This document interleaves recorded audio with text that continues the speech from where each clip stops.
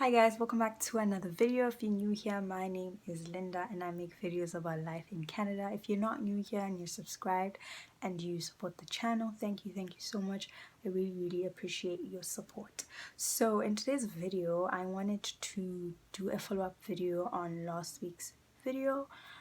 If you have no idea what I'm talking about, please check out the video before. I'll post the link up here. And just in summary, I was actually talking about some of the important things to look out for when you're applying for a work permit after you've graduated from university. So if that sounds like something you would like to learn more about, please check out the video.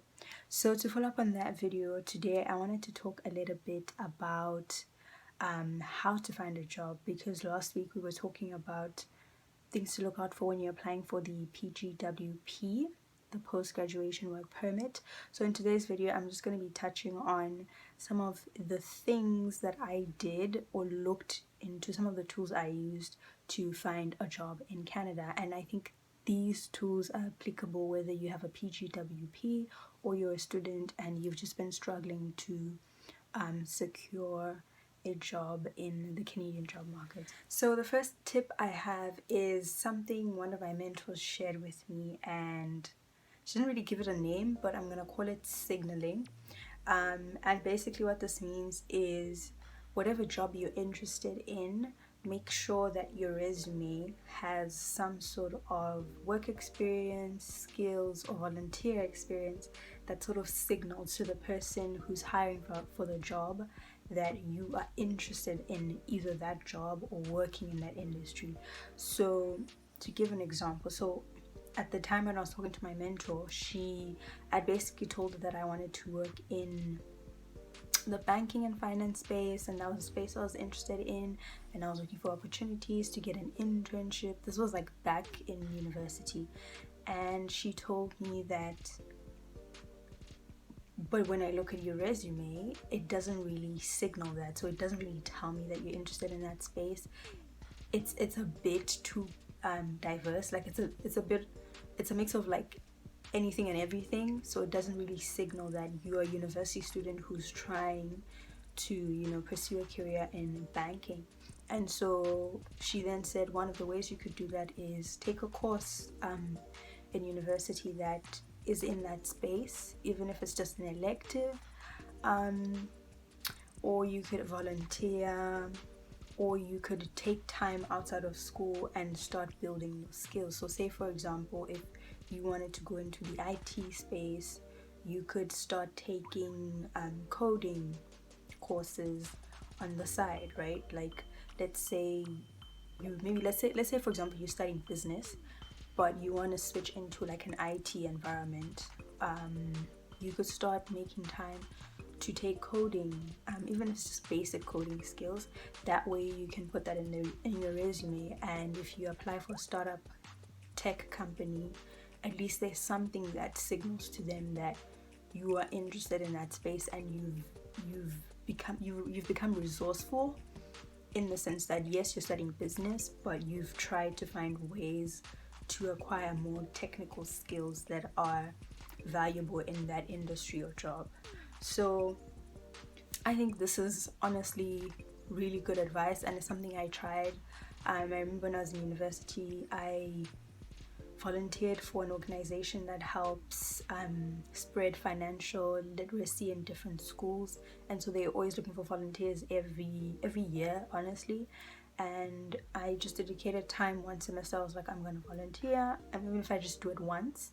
And you know what, actually I think a year after I graduated, I mentioned that in a specific job, obviously because it aligned with the job, so I mentioned it.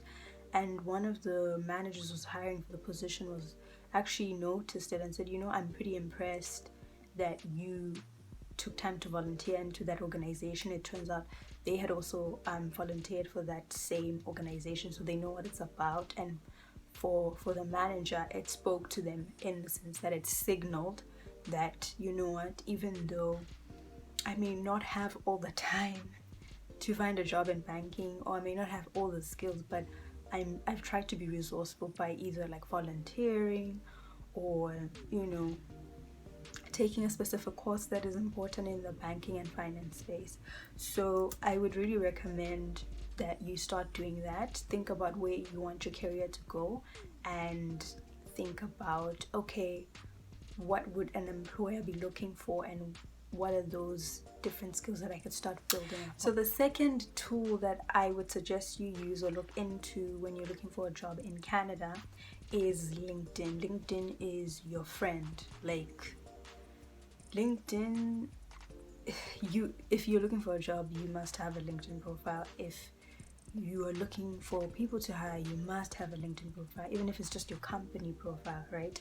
So LinkedIn has created this really nice platform where it's a marketplace for all the people who are searching for jobs and all the people who have jobs to offer to sort of interlink and interact with each other.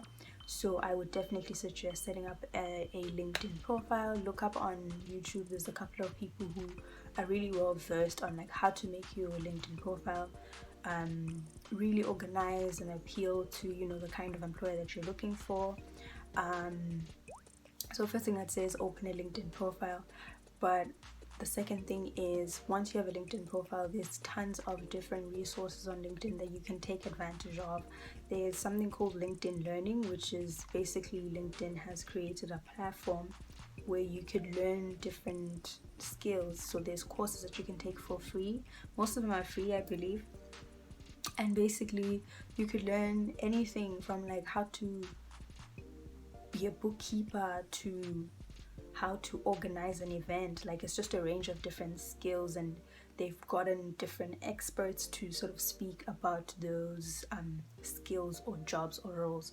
So it's a good way if you just put time and sign up for a LinkedIn learning course, and you can add that to your resume. And again, leading back to the first point, you could use that to signal to the employers that you're interested in that industry or that job that they're looking for, that they're trying to hire for. The other thing that LinkedIn has is it has lots of features. You can even set up your profile and you can indicate that you're open to work. If you're looking for jobs, you can do that on LinkedIn, which means people can see the moment they land on your profile that this person's looking for a job, and it's just a matter of figuring out if you're a great fit for what they're looking for. You could also look up hashtags. I always look up hashtag hiring. And then it'll show up different posts where people have posted and said, hey, we're trying to find someone who could fill in this position, and you could filter through whether it's like in your city, in a specific industry. So LinkedIn really has taken some time to build these features to help, you know, to just really improve the job search experience for both job seekers and people who are looking for jobs, so employers. I mean, people who are offering the jobs, the employers. And so the other thing that I really liked about LinkedIn is it also has a good networking feature. Actually, there's two things that I like. So the first thing is, if you were interested in a specific job, you could go into that job and then go into that company and find who's on LinkedIn that works in the company, and then find out, let's say I was looking for a job in the IT department.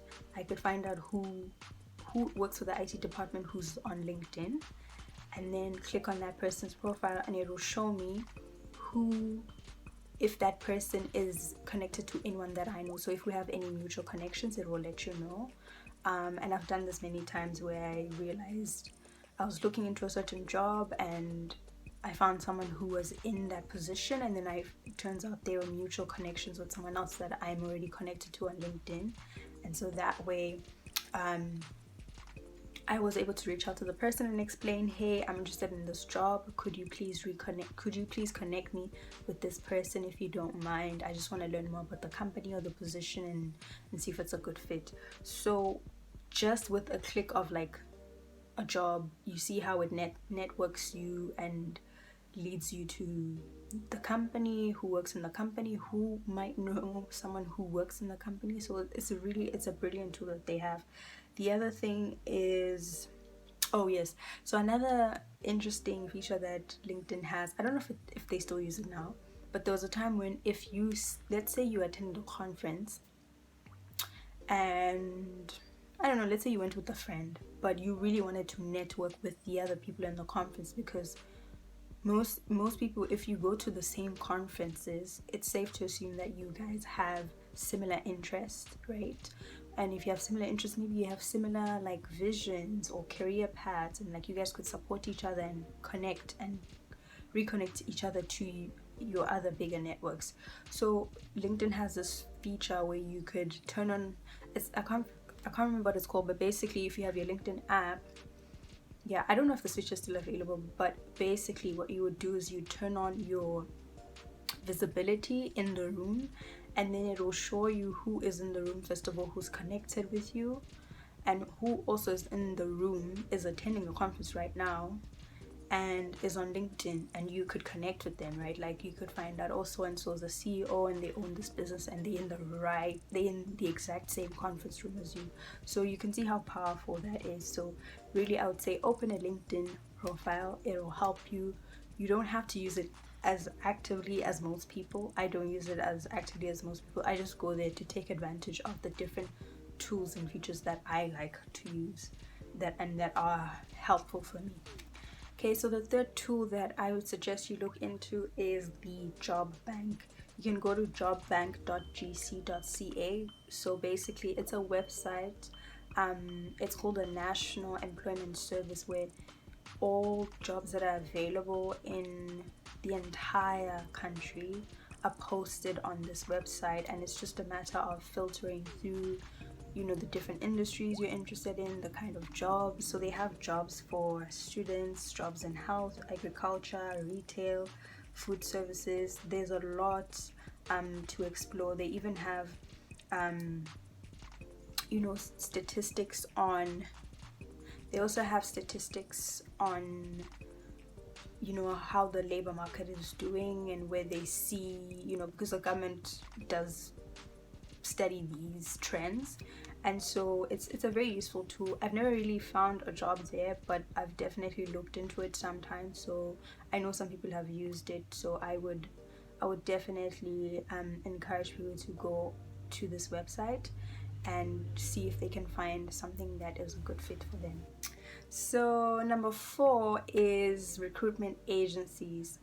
I've used a recruitment agency before to help me find a job, and I will say it was really good experience. But I will say the only limitation recruitment agencies have, at least the one that I've used, is I've realized they specialize in, I can call it like specialty industries. So what that means is, for example, if you were looking for a job in retail, like let's say you just wanted to work as a sales associate, you're probably not going to find a recruitment agency that is willing to help you find a job in retail, simply because, how do I explain it? Recruitment agencies tend to specialize in industries where the labor market is really booming, and the trends are pretty stable, right? So for example, if you have software development skills, like IT skills, there's tons of recruitment agencies that specialize in finding people who've just graduated from an engineering program, or like UX designers, and they match them with these big technology companies that are looking to hire. So that's the only limitation, is I don't think there's a recruitment agency for every kind of job or every kind of industry, and which makes sense, right? Because I think recruitment agencies make commission based on, if they get to match someone with the job, then they make money, because they were the ones facilitating that sale or that connection, and they get paid by the company. It's free, by the way. That's another good thing about recruitment agencies, is it's free. And for me, when I used it when I was at a job, and I just had decided that I wanted to do something else, something a bit more challenging. So, but I didn't have the time to be looking for jobs, because also job searching is like a whole job on itself. and so I didn't have the time, and I tried using a recruitment agency, and it really helped to outsource a lot of the hard work and effort that comes into looking for a job. So they all I had to do was put together a resume, and I think I did a couple of tests just so they could put a profile together and say, here's her resume, and this is what she's good at, this is what she's not so good at. And then based on that, they would then go out there. So the agency will go out there and find jobs, and then they'll come back to me and say, hey, we found you this job, they're looking to interview, is it something that you're interested in, is it a good fit? And you say yes or no. But they do all the like manual labor, honestly. So, and the fact that you're not paying them, it's a really good tool to use, especially if you want to work in a specialty industry like accounting, IT, finance, those kind of jobs. So yeah, I would totally recommend looking into a recruitment agency if you don't really have a lot of time to find a job. Last but not least, I think this is a classic. It's obviously very important to also use the tool of just socializing and networking with people. You don't necessarily have to go out of your way. Like, just let your friends know.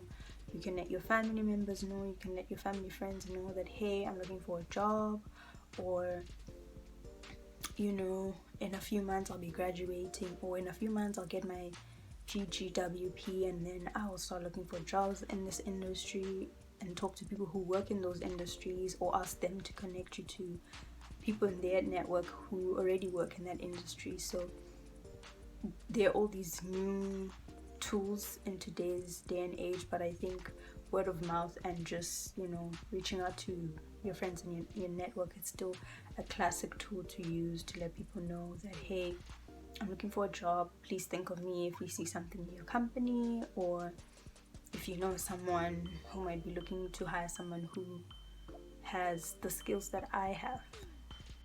So that's all I had in terms of what tools I use to help me find a job in Canada. I hope you guys found this video helpful, and if you've watched up until this point, thank you so much for supporting the channel. Please do take the time to hit the subscribe button as well as the notification button, so that every time I post a video you will be notified. Otherwise, thank you so much for watching, and I'll see you guys in the next video. Bye.